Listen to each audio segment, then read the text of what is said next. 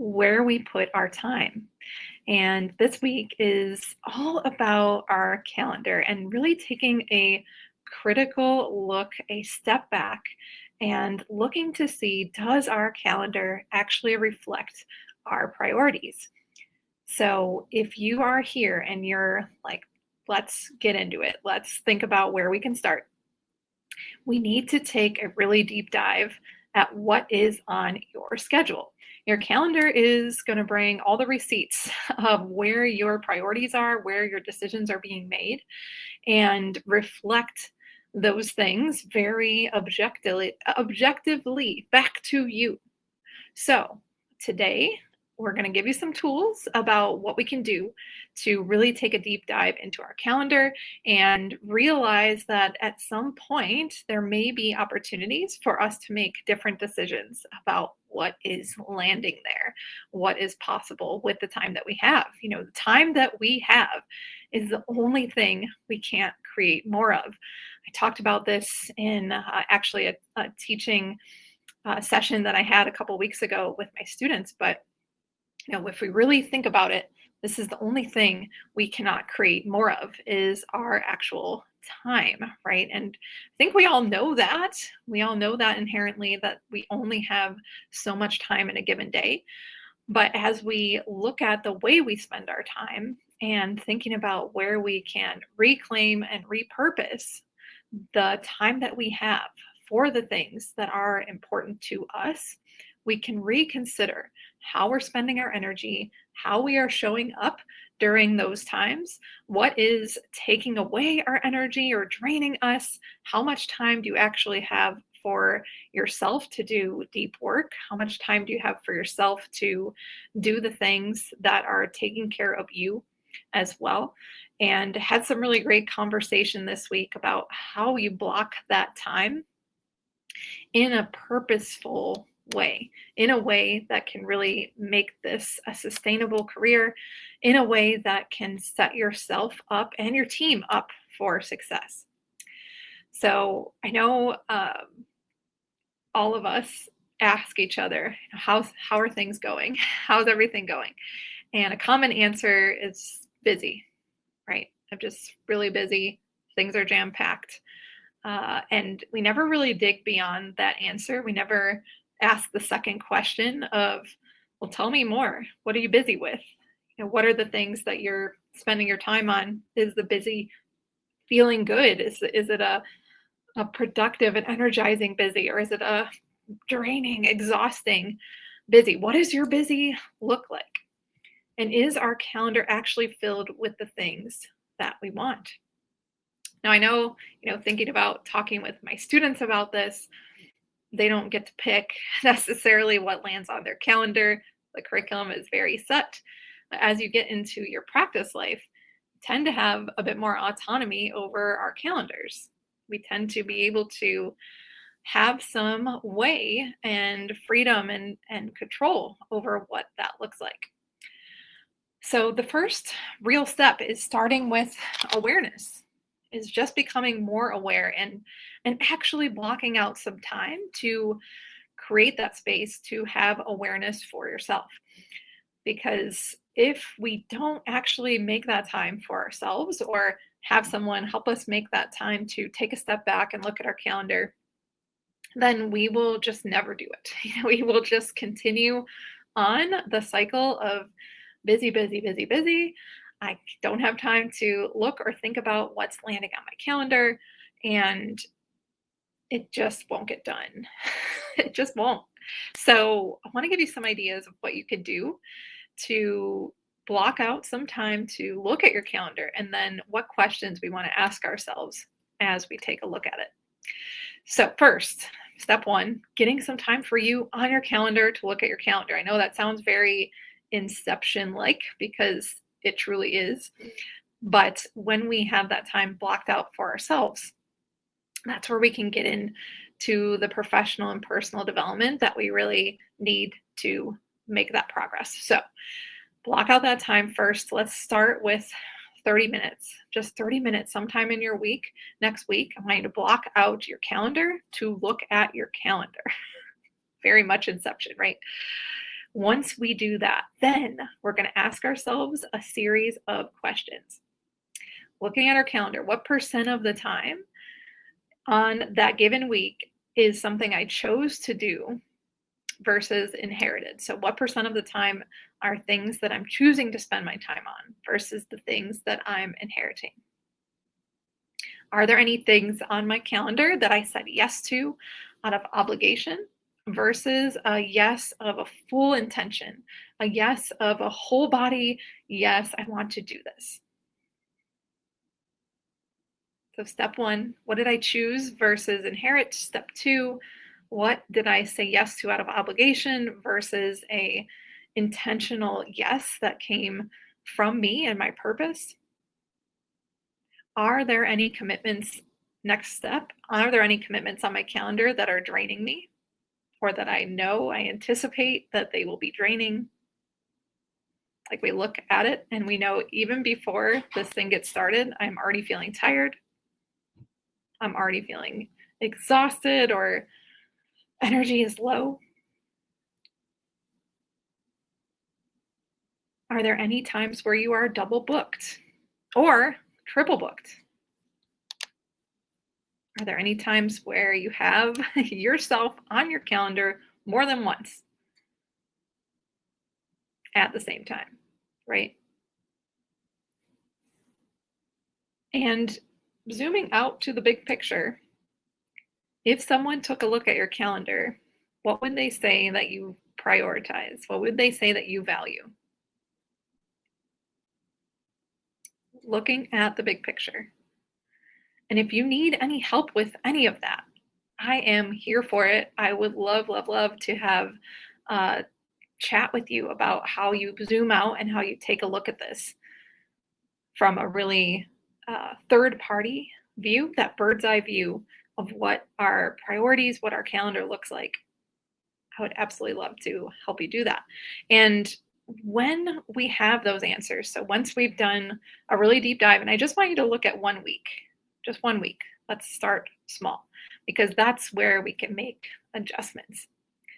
Are there things that you're avoiding by staying so busy? So if you have a packed calendar where there's literally not enough time to even make a 30-minute time block for yourself, are there things, or is there work, is there deep reflection that you might be putting off because you don't want to look at it, because it's hard to do, because it feels challenging, because it feels like maybe you don't have that autonomy and control?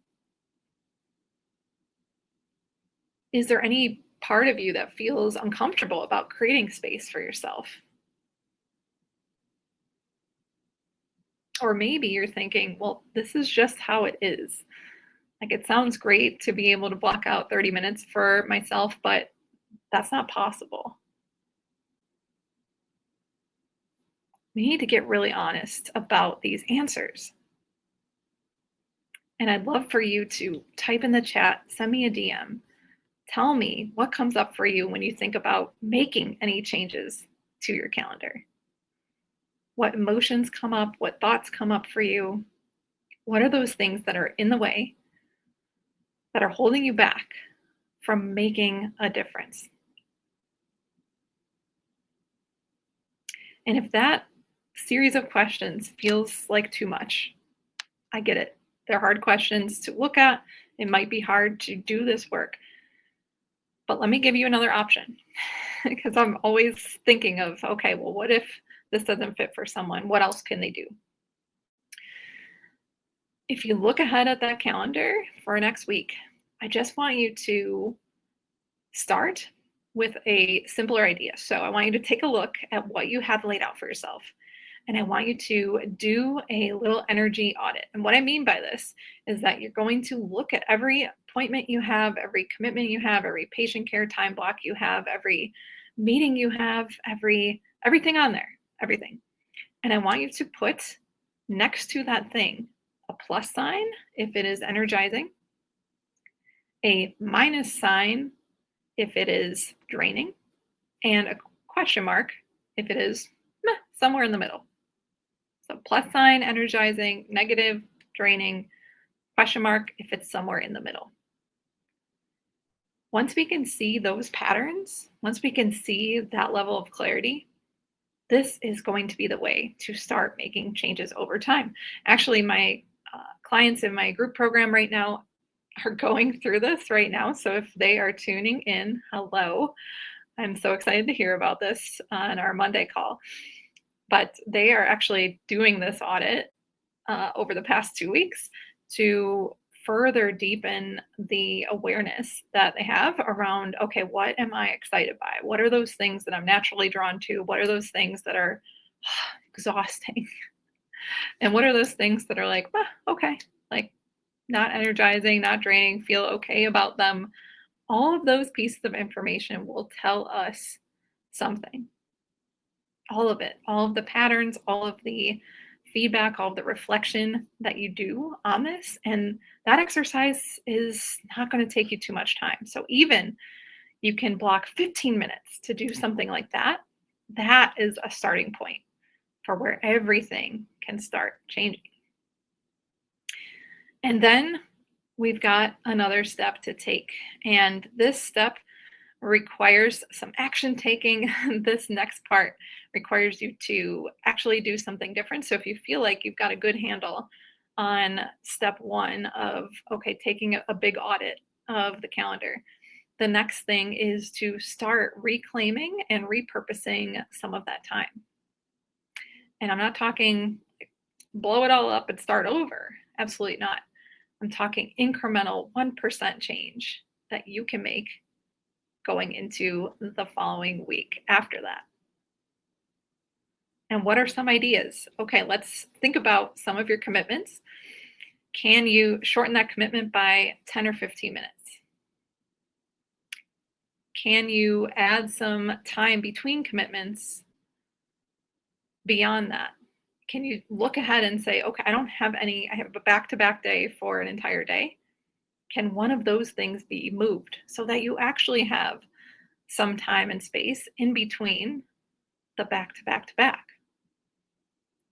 Can you block off a certain amount of time for yourself, and you pick what that looks like, to either do something personal, self-care related, do something professional that you need more open space and time for deep work for. Great book by Cal Newport, Deep Work. If you want to deepen on this topic, I highly, highly recommend that book as a means of thinking about when we do our best work and what is required of bringing out a high, high level of creativity. He goes into so much detail about how we can do this and why we need to have that space and time for deep work.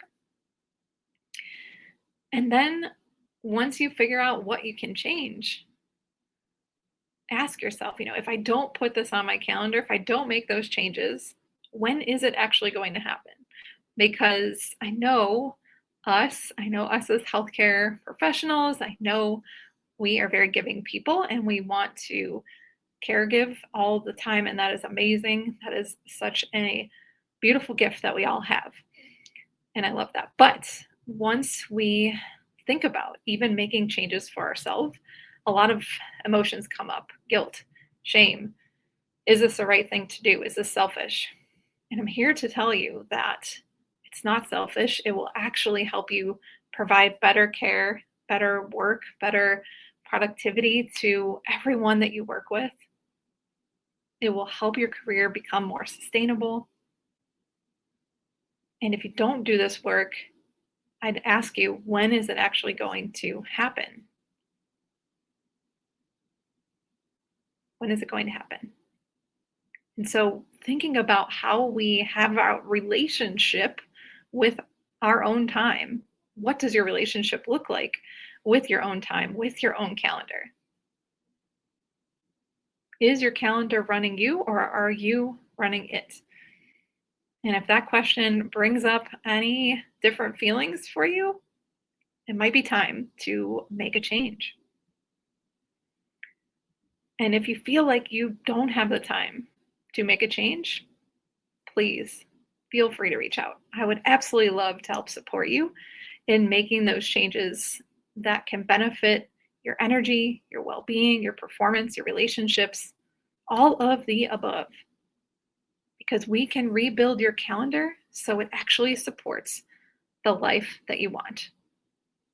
So with that, I will wrap up for this morning. Thank you so much for tuning in today. I'd absolutely love to hear from you if this resonated with you at all. And I hope you have an amazing weekend ahead.